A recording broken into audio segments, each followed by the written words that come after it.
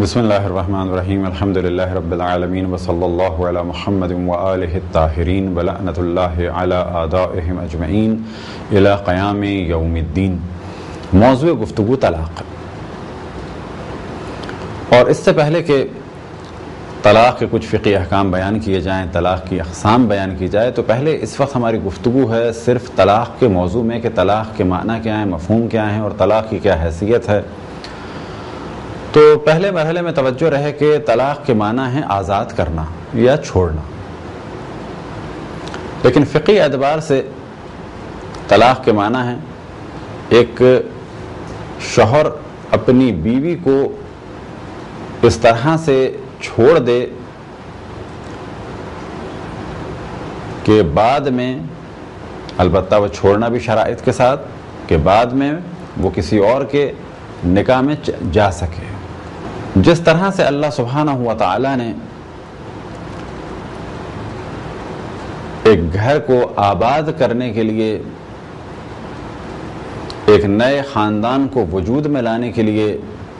ایک شرعی حکم نکاح کی صورت میں بیان فرمایا، بالکل اسی طریقے سے اللہ سبحانہ و تعالی ہی نے طلاق کا بھی حکم دیا اور اس کی شرائط اور احکام بیان کیے۔ گو کہ طلاق ایک مذموم عمل ہے، یعنی غیر پسندیدہ عمل ہے، لیکن اس کے بھی احکام ہیں، اور یہ بھی ذہن میں رہے کہ اللہ سبحانہ و تعالی نے یہ نہیں چاہا کہ دو فرد یعنی میاں اور بیوی اپنی اپنی زندگیوں کو ختم کر لیں، لیکن ہاں بچوں کے لیے اپنے آپ کو کنٹرول کریں اور گھر کے سسٹم کو خراب نہ ہونے دیں۔ لیکن اگر امکان نہ ہو، امکان نہ ہونے سے کیا مراد؟ کہ شوہر کے ساتھ رہنا انتہائی خطرناک ہو، یا بیوی کے ساتھ شوہر کا رہنا شوہر کے لیے خطرناک ہو، تو ایسی صورت میں بلا شک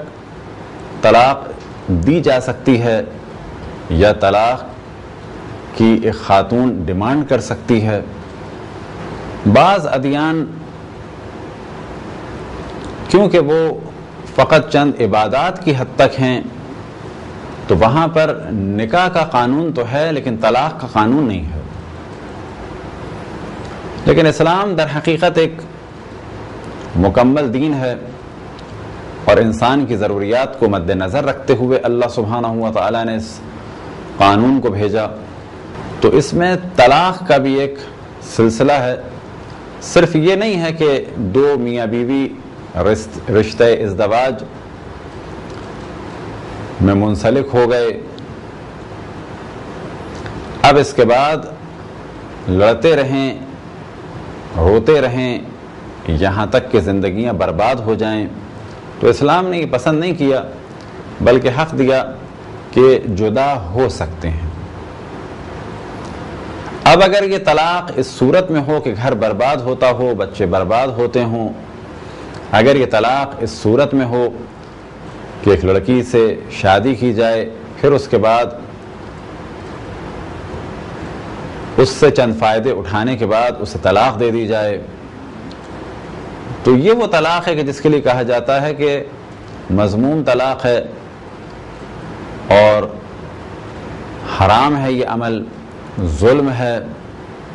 کہ کسی سے کھیلا جائے اور اس کے بعد اس کو چھوڑ دیا جائے۔ لیکن فرض یہ کریں کہ ایک لڑکی ایسی ہو کہ جو کردار کی خراب ہو اور خاندان کی لڑکیوں کی بربادی کا سبب بننے کا خطرہ ہو، تو ایسی لڑکی کو طلاق دینے کے بارے میں نہیں کہا جائے گا کہ یہ ناقابل پسند عمل ہے، بلکہ کہا جائے گا کہ اگر اس سے گھر کی بربادی اور لڑکیوں کے یا لڑکوں کے بگڑنے کا سبب تھا، عقیدتی اعتبار سے یا عملی اعتبار سے، تو پھر یہاں پر طلاق دینا ضروری ہو جائے گا۔ یہ جو بعض لوگ کہتے ہیں کہ ہمارے ہاں طلاق نہیں ہوتی، تو ہم یہ جواباً کہتے ہیں کہ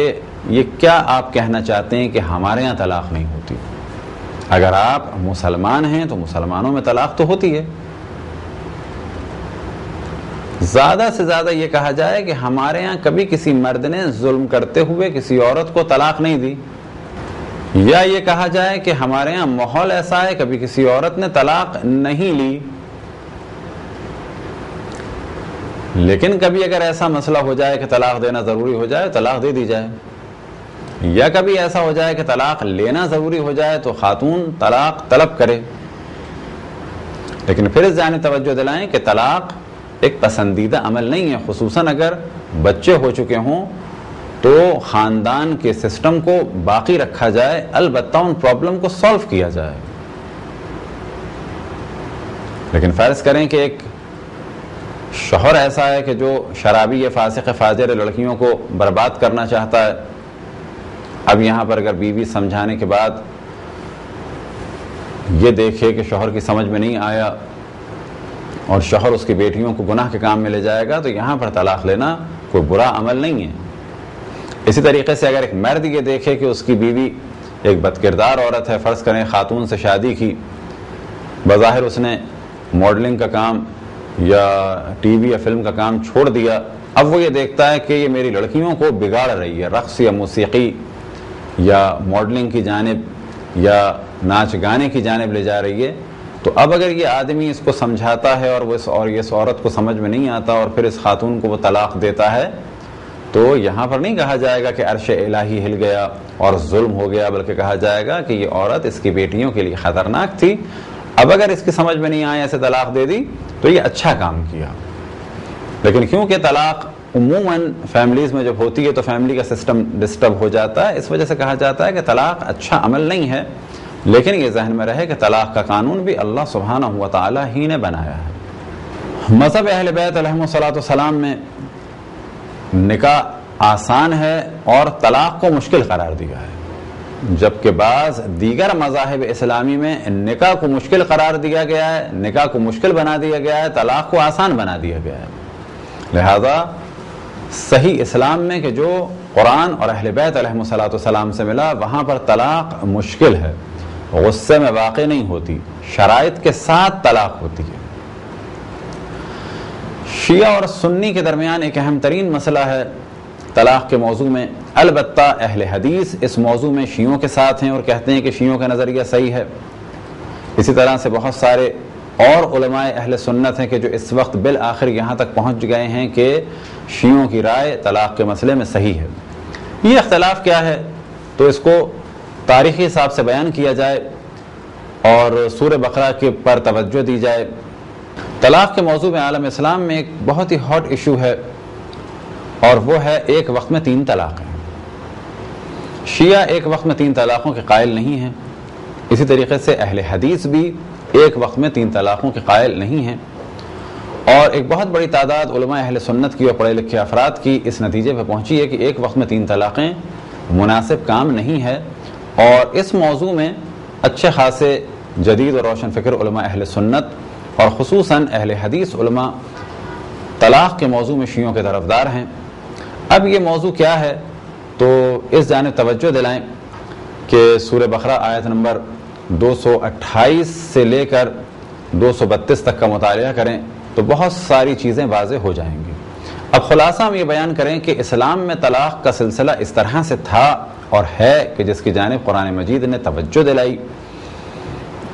کہ اگر ایک مرد اپنی بیوی کو طلاق دے دے، طلاق دینے کی شرائط کیا ہیں اس کا ذکر روایات میں نقل ہوا کہ جو رسول اللہ صلی اللہ علیہ وسلم سے نقل ہوئی اور ہم تک اہل بیت علیہم الصلوۃ والسلام کے ذریعے سے پہنچی. تو اگر طلاق دے دی جائے شرائط کے ساتھ تو یہ ایک طلاق مانی جائے گی. طلاق کے بعد یعنی اگر کسی مرد نے طلاق دی تو اس طلاق کو کہا جاتا ہے طلاق رجعی. اگر ایک مرد نے طلاق دی تو یہ ایک طلاق مانی جائے گی. اگر وہ عدت میں اپنی بیوی سے رجوع کر لے تو اس عمل کو کہا جاتا ہے رجوع. یعنی فرض کریں ایک مرد نے طلاق دے دی اور عدت میں وہ اپنی بیوی کا ہاتھ پکڑ لیتا ہے اور کہتا ہے کہ چلو گھر چلو، کوئی بات نہیں ہے، یا کچھ جملہ کہہ دے کہ چلو گھر چلو، بس کوئی بھی ایسا کام کرے یا کوئی بھی ایسا جملہ بولے کہ جس سے یہ سمجھ میں آئے کہ یہ اس عورت کو اپنی بیوی ابھی بھی سمجھ رہا ہے، تو اس عمل کو کہا جاتا ہے رجوع کرنا۔ تو طلاق ایک دفعہ دی، اس کے بعد رجوع کر لیا، یا اگر عدت گزر گئی تو دوبارہ نکاح کر لیا، پھر اس کے بعد اگر طلاق دے دی تو یا رجوع کر لیا عدت میں، یا عدت کے بعد نکاح کر لیا۔ اب اگر طلاق دی تو یہ مانی جاتی ہے تیسری طلاق، اور تیسری طلاق کے بعد اب اگر مرد یہ چاہے کہ خاتون سے رجوع کرے یا دوبارہ نکاح کرے عدت کے بعد، تو یہاں پر یہ ذہن میں رکھیں کہ در حقیقت مرد کو اب یہاں پر ایک تنبیہ کی گئی ہے کہ مرد نے ایک دفعہ بیوی کو چھوڑا تو کیونکہ عدت میں بیوی ہی رہتی ہے تو اس نے رجوع کر لیا، یا عدت کے بعد نکاح کر لیا،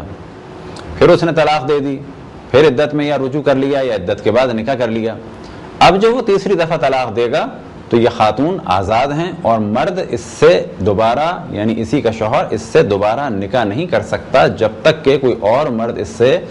نکاح نہ کر لے اور ازدواجی تعلق برقرار نہ ہو جائے۔ اب اگر وہ شخص مر جائے یا یہ خوشی سے طلاق دے دے تو اب پہلا شوہر اس سے شادی کر سکتا ہے، اور اس عمل کو کہا جاتا ہے حلالہ۔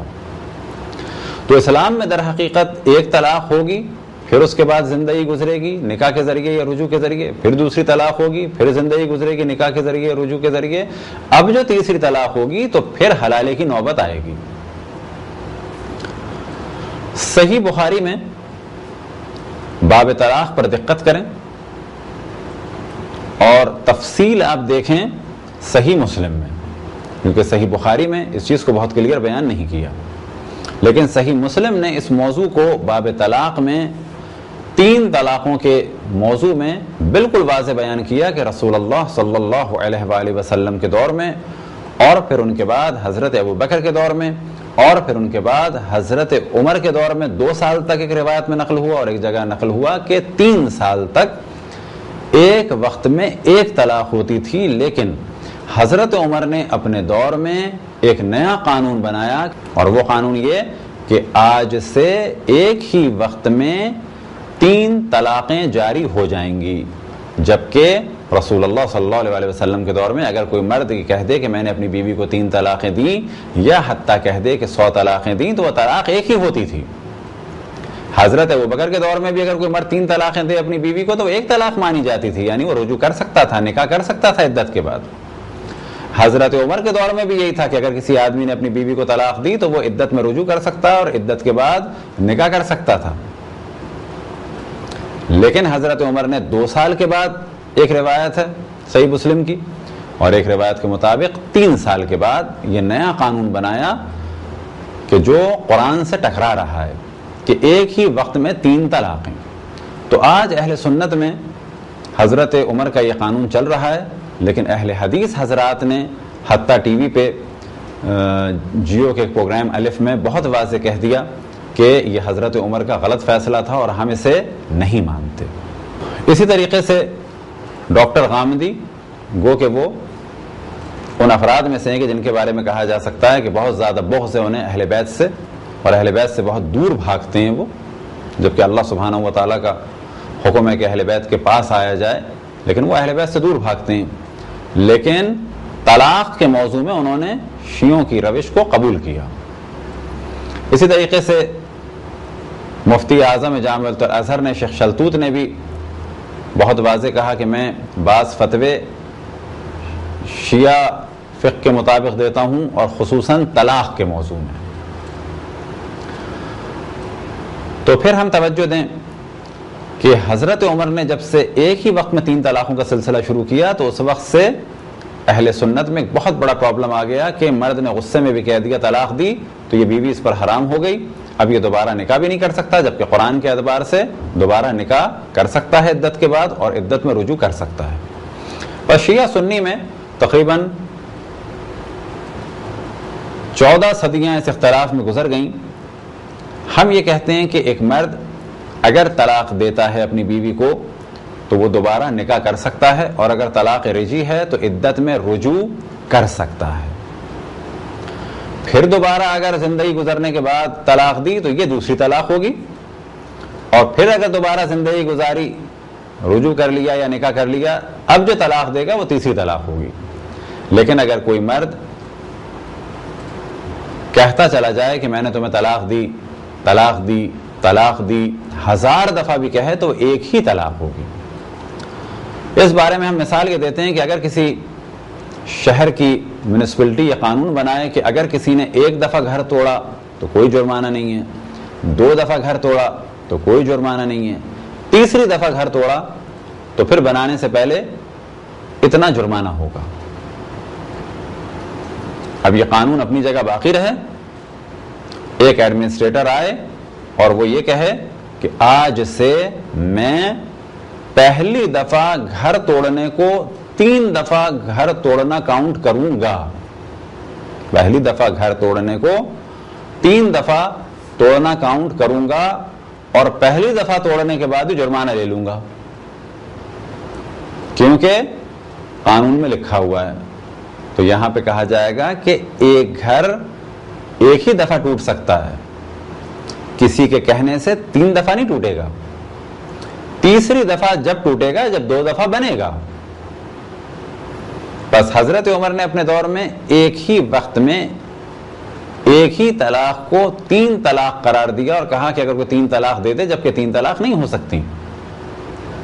آج بھی پاکستان میں مختلف تنظیمیں اس مشکل سے بچنے کے لیے یہ ڈسکشن کر رہی ہیں اور یہ قانون بنانا چاہتی ہیں کہ ایک وقت میں 3 طلاقیں نہ دی جائیں.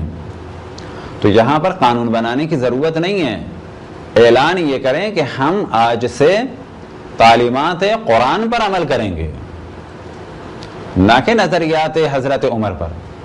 یہ کہہ دیا جائے, مشکل حل ہو جائے گی طلاق کے موضوع میں. تو شیعوں نے بہت مقابلہ کیا اور اللہ کا شکر ہے کہ آج بہت سارے موضوعات ایسے ہیں کہ جس کی جانب عالم اسلام پلٹ رہا ہے. طلاق کے موضوع میں بھی پلٹ آیا, اسی طریقے سے بعض دیگر موضوعات میں بھی پلٹ رہا ہے, اور انشاءاللہ تدریجاً جتنا جتنا کمیونیکیشن گیپ ختم ہوگا اور کمیونیکیشن تیز ہوگا اور میڈیا پر مذہب حق اہل بیت علیہم السلام بیان ہوگا, تدریجاً بہت سارے کنفیوژنز دور ہو جائیں گے. اسی طریقے سے مذہب اہل بیت میں نشے کی حالت میں سوتے ہوئے مذاق میں طلاق نہیں ہوتی, لیکن بعض دیگر مذاہب اسلامی میں طلاق کو ایک مذاق بنا دیا گیا ہے کہ سوتے میں اگر کوئی کہتے طلاق ہو جائے گی, نشے میں کوئی کہتے طلاق ہو جائے گی, لیکن اسلام میں, اسلام واقعی میں کہ جو قرآن و اہل بیت علیہم السلام سے ملا, اس میں طلاق نہیں ہوتی. لہذا انڈیا میں ایک واقعہ ہوا کہ ایک فلم بنی, اس کا نام رکھا گیا طلاق. تو بعض مفتیوں نے, کہ اللہ ان کی ہدایت فرمائے, یہ ایشو اٹھایا انڈیا میں کہ جب عورتیں اپنے شوہروں سے پوچھیں گی کہاں گئے تھے تو وہ جواب دیں گے کہ فلم دیکھنے گئے تھے. پھر عورتیں پوچھیں گی کون سی فلم دیکھی تو وہ جواب دیں گے طلاق. تو اس فلم کا نام لینے سے بیویوں کی طلاق ہو جائے گی. تو مذہب اہل بیت میں یہ چیز کلیئر ہے کہ اس طرح کے جملوں سے طلاق نہیں ہو سکتی, طلاق کی شرائط ہیں. ایسے طلاق نہیں ہو سکتی کہ فلم کا نام لیا طلاق تو طلاق ہو گئی, یہ کھیل بنا دیا اسلام کو. تو لہذا اس فلم کا نام بدل کے طلاق کی جگہ نکاح رکھا گیا. یا مثال دی جائے کہ اگر کسی کالج کی لڑکی نے پوچھ لیا کون سی فلم دیکھ کے آئے کل تم, تو کوئی لڑکا کہہ دے نکاح, تو کیا نکاح ہو جائے گا؟ تو نہ کہنے سے نکاح ہوتا ہے اور نہ ہی کہہ دینے سے طلاق ہوتی ہے. ان سارے کاموں کے لیے ارادہ شرط ہے اور اس کے علاوہ دیگر شرائط ہیں. اسی طریقے سے پاکستان میں ایشو اٹھا کہ ٹی وی پر ایک میاں بیوی کہ جو ریئل لائف میں بھی میاں بیوی تھے, نام ہم لے دیتے ہیں کیونکہ یہ ایشو بڑا اٹھا تھا, عثمان پیرزادہ اور سمینہ پیرزادہ. تو یہ ایشو اٹھا کہ جی ٹی وی کے ایک ڈرامے میں عثمان پیرزادہ نے اپنی زوجہ کو, سمینہ پیرزادہ کو طلاق دے دی. تو مفتیوں نے بعض نے شور کیا کہ یہ طلاق ہو گئی. اب وہ گو کے ٹی وی ایکٹر ہیں, لیکن ان کی سمجھ میں یہ بات آئی کہ بھائی یہ تو مذاق ہو رہا تھا, یہ ایک ڈرامہ تھا, کوئی ریئل لائف تھوڑی تھی. اور حقیقت بھی یہی ہے کہ ان مفتیوں کی نسبت ان ٹی وی ایکٹر اور ایکٹریس کا جواب اسلام سے قریب تر تھا، یعنی ان کا جواب بلکہ اسلامی جواب تھا۔ یہی اسلام کہتا ہے کہ ان کاموں کے لیے ارادہ ہو اور اسی طریقے سے اختیار ہو، بس ارادہ نہیں تھا یہاں پر، یہ ایک ڈرامہ چل رہا تھا۔ اب بعض افراد سے کہا جائے کہ اگر ٹی وی پہ کوئی شخص طلاق دے دے اپنی بیوی کو جبکہ ڈرامہ چل رہا ہو تو بقول آپ کے طلاق ہو گئی، تو سوال یہ کیا جائے گا کہ یہ جو فلموں میں اتنے نکاح ہوتے ہیں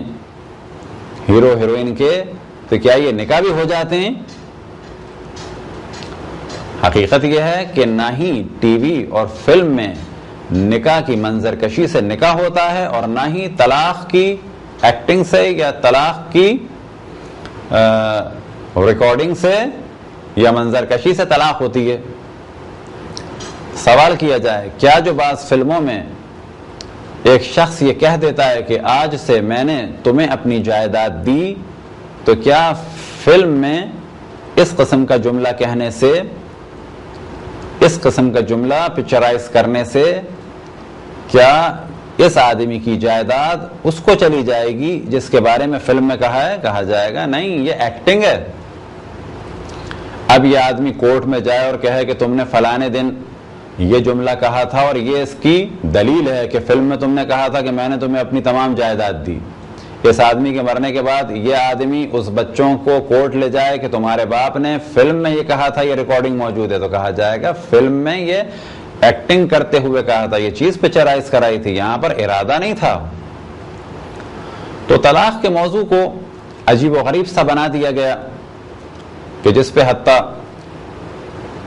ہیومن رائٹ کی ایک مشہور خاتون محترمہ آسما جہانگیر نے بھی ایک جملہ کہا، اور وہ جملہ بھی ایک حد تک صحیح ہے کہ یہ کیا مذاق بنا دیا ہے کہ طلاق دی طلاق دی طلاق دی طلاق دی، یہ لو 32 روپے اٹھانے، یعنی جب مرد کا دل چاہا اس نے طلاق دی اور 32 روپے اٹھانے پکڑا دیا مہر۔ تو یہ جملہ بھی بڑا مشہور ہوا تھا کہ یہ کیا اسلام کا مذاق ہے؟ حقیقت ہے یہ اسلام کا مذاق ہے۔ اسلام میں ارادہ، اختیار اور اسی طرح سے بعض دیگر شرائط ہیں طلاق کے لیے۔ خداوند تبارک و تعالیٰ سے دعا ہے کہ ہم سب کو اسلام واقعی کہ جس کا دار و مدار تعلیمات قرآن اور تعلیمات اہل بیت علیہم الصلاۃ والسلام سے ہے، وہ تعلیمات اہل بیت علیہم الصلاۃ والسلام جو در حقیقت تعلیمات رسول اللہ صلی اللہ علیہ وآلہ وسلم ہیں۔ دعا ہے کہ خداوند تبارک و تعالی ہمیں اپنے رسول، اپنی حجتوں، خصوصاً امام زمان علیہ الصلاۃ والسلام کی معرفت اور اطاعت کی توفیق عطا فرمائے۔ وصلی اللہ علی محمد وآلہ الطاہرین۔